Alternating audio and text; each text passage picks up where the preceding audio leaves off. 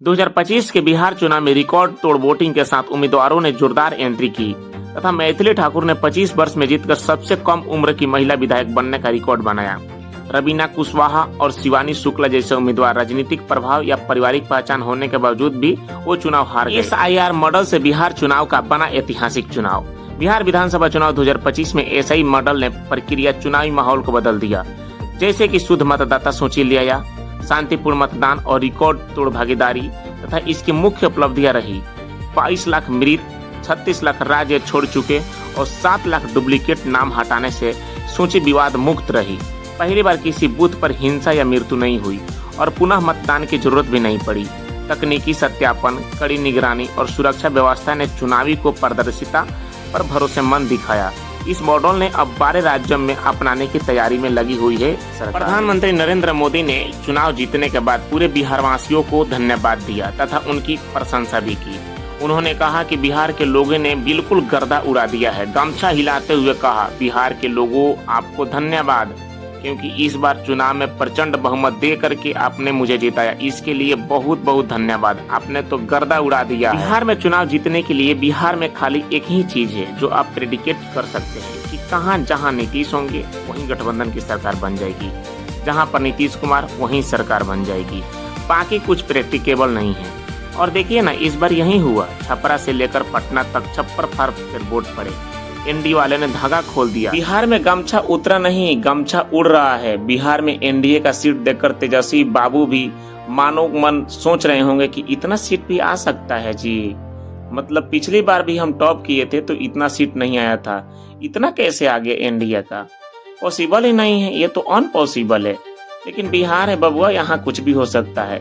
इसलिए लालू जी के बड़का लाल तो कह रहे हैं बाल दिवस पे, लालू जी के छोटके लाल को बोले कि हमारा भाई तेजस्वी आज फिलॉसफी हो गया। जिसको सब चाणक्य बता रहे थे वो जयचंद निकला। आरजेडी को खोखला कर रहा है। जब कोई भी आरजेडी नेता या फिर विपक्ष के जितने भी नेता हैं नीतीश कुमार को विदा करने की बातें करता है या फिर बातें करता है कि उनकी उम्र हो गई है अब शपथ नहीं लेने की, क्योंकि अब वो इस्तीफा दे देते, तब नीतीश कुमार कुछ न कुछ खेला कर देते हैं। बीजेपी वाला भी सोच रहा होगा क्या खेला करेंगे नीतीश कुमार। नीतीश बाबू केंद्र का एक टांग पकड़े हुए हैं, जिसकी वजह से बीजेपी वाला बिहार में सीएम बनाने का नहीं सोचेगा, बल्कि ये सोचेगा कि नीतीश कुमार को ही मुख्यमंत्री बना दिया जाए। इस बार नीतीश बाबू की अगुवाई में ही एक खेला हुआ है। वो 2010 में उस सुनामी को याद दिलाता है जब बिहार में चुनाव आरजेडी की लालटेन को नीतीश कुमार ने लगभग बुझा दिया था।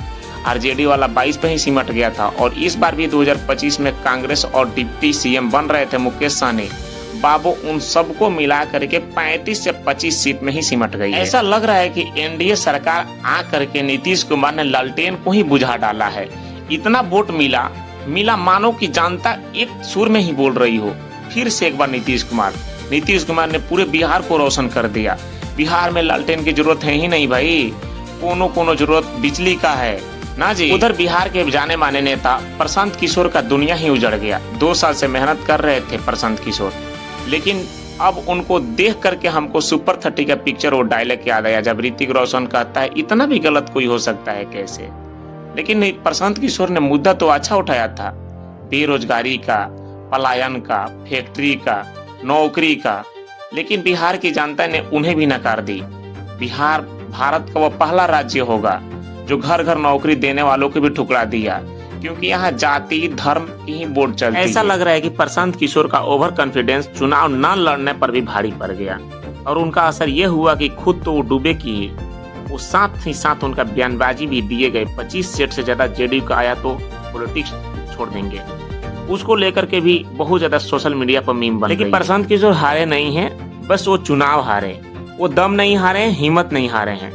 प्रशांत किशोर ने आगे कहा कि मैं ये चुनाव हारा हूँ, लेकिन व्यक्तिगत तौर से 2030 में मैं फिर आऊंगा इन सत्ता को हिलाने के लिए और इन सत्ता को निकाल कर फेंकने के लिए। मेरी सरकार आएगी, आज नहीं तो कल आएगी, क्योंकि मेरी मुद्दा बेहतरीन थी, मेरी मुद्दा में पावर थी। ऐसी मुद्दा ना ही नीतीश कुमार ला सकते हैं और ना ही तेजस्वी यादव ला सकते हैं। 10वीं बार नीतीश कुमार मुख्यमंत्री बन रहे हैं, 2005 से लगातार मुख्यमंत्री बन रहे हैं। मतलब अपने आप में एक किताब है नीतीश कुमार। जय पन्ना पलटिए तय पन्ना सिर्फ बिहार के बारे में पढ़ने को मिलेगा, जिसमें नीतीश कुमार ही आएंगे। आपको लगता होगा कुछ पन्ना रह गया है और यही तो बिहार की खूबसूरती है, जितना पना पलटिए उतना में नीतीश कुमार, जितना पना पलटिए उतना में बिहार अभी बाकी है। खैर कुल मिलाकर बिहार ने तो फिर साबित कर दिया है कि बिहार का सियासी समीकरण न तो एग्जिट पोल से पता लगाया जा सकता है और ना ही ओवर कॉन्फिडेंस है और ना ही इसलिए वो गाना बजता है आइए ना हमारा बिहार में, क्योंकि आइए ये बिहार है जहां पर हर एक लोगों के डीएनए में भी राजनीति। आप सभी से मेरी गुजारिश है कि आप मेरे यूट्यूब चैनल को सब्सक्राइब करें ताकि हर कोई छोटी बड़ी खबर आप तक बेधड़क पहुंच जाए। आपको इधर उधर ढूंढने की कोई जरूरत नहीं, बेल आइकॉन को ऑन कर दीजिएगा, कोई भी नोटिफिकेशन हो आपके पास तुरंत पहुंचेगी। Thank you.